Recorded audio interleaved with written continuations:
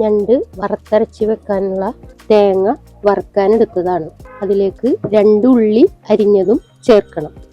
Pan ചൂടായതിന് ശേഷം അതിലേക്ക് വറുക്കാനുള്ള ലേശം വെളിച്ചെണ്ണ ഒഴിച്ചു. ഇത് നമ്മൾ എടുത്തു വെച്ച നാളികേരം അതിലേക്ക് ഇടാണ്.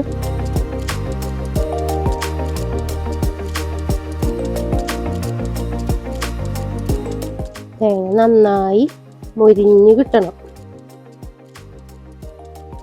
നാളികേരം നന്നായി വെന്ത് വരുന്നത് തീ കുറച്ച് വെച്ച് ചെയ്യണം. അപ്പോഴാ എല്ലാ ഭാഗവും ശരിയായിട്ടത് മൊരിഞ്ഞ് നല്ല രീതിയിൽ സ്മെല്ല് വന്ന് തുടങ്ങിയിട്ടുണ്ട്. ഇനി ഒന്നും കൂടി ആവുമ്പോൾ ഇതിലേക്ക് നമുക്ക് മസാലകൾ ഇടാം. ലേശം പെരിഞ്ജീരകം ഇതിലേക്ക് ചേർത്ത് കൊടുക്കണം. ഈ നാളികേരത്തിൻ്റെ ഇതിന് നല്ലൊരു സ്മെല്ലും അതിന് കിട്ടാൻ വേണ്ടിയിട്ടാണ് അങ്ങനെ ചേർക്കുന്നത്. നാളികേരം മൊരിഞ്ഞു വന്നിട്ടുണ്ട്. അപ്പോൾ നമ്മൾ ഇതിലേക്ക് 2 ടേബിൾ ടീസ്പൂൺ മല്ലിപ്പൊടി ഇതിലേക്ക് ഇടാണ്. അതുപോലെ 1 ടീസ്പൂൺ മുളക് പൊടി, 1/4 ടീസ്പൂൺ മഞ്ഞൾപ്പൊടി. എന്നിട്ട് നന്നായി ഇളക്കി കൊടുക്കുക.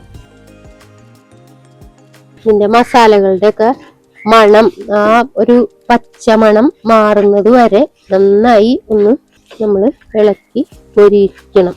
ഇത് നമ്മളെ തേങ്ങയും മസാലയൊക്കെ നന്നായി മൊരിഞ്ഞ് അതിൻ്റെ നല്ലൊരു സ്മെല്ല് വന്നിട്ടുണ്ട്. അപ്പം നമുക്ക് ഇത് മറ്റൊരു പാത്രത്തിലേക്ക് മാറ്റി ചൂടാറാൻ വെക്കാം.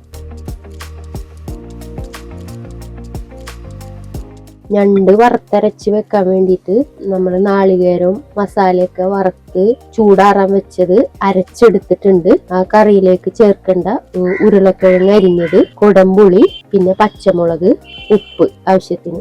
പിന്നെ നമ്മൾ കറി റെഡി ആവുമ്പോൾ താളിക്കാനുള്ളതാണ് ഈ അരിഞ്ഞു വെച്ച ഉള്ളി, വേപ്പില. നമ്മളുടെ ഞണ്ട് നന്നാക്കി വെച്ചതാണ്. ഞണ്ട് കറി വെക്കാനുള്ള ഗ്രേവി തയ്യാറാക്കാണ്. നമ്മൾ അരച്ചു വെച്ച നാളികേരം ഞണ്ട് കറി വെക്കാനുള്ള കലത്തിലേക്ക് കുറച്ച് വെള്ളം ഒഴിച്ച് അത് നന്നായി ഇളക്കി ഇതിലേക്ക് നമുക്ക് ഞണ്ട് ഇട്ട് കൊടുക്കാം.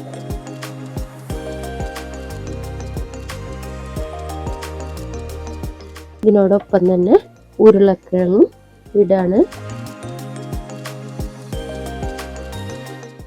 അരിഞ്ഞു വെച്ച പച്ചമുളക്,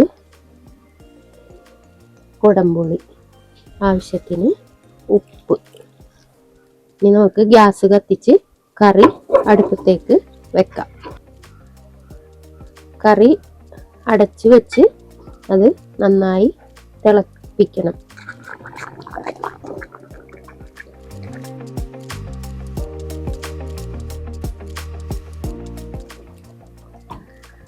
ഞണ്ട് കറി താളിക്കാൻ വേണ്ടി ചട്ടി ചൂടായി വെളിച്ചെണ്ണ ഒഴിക്കുകയാണ്. വെളിച്ചെണ്ണ ചൂടായി വരുമ്പോൾ അരിഞ്ഞു വെച്ച ഉള്ളി ഇതിലേക്ക് ഇട്ട് കൊടുക്കും.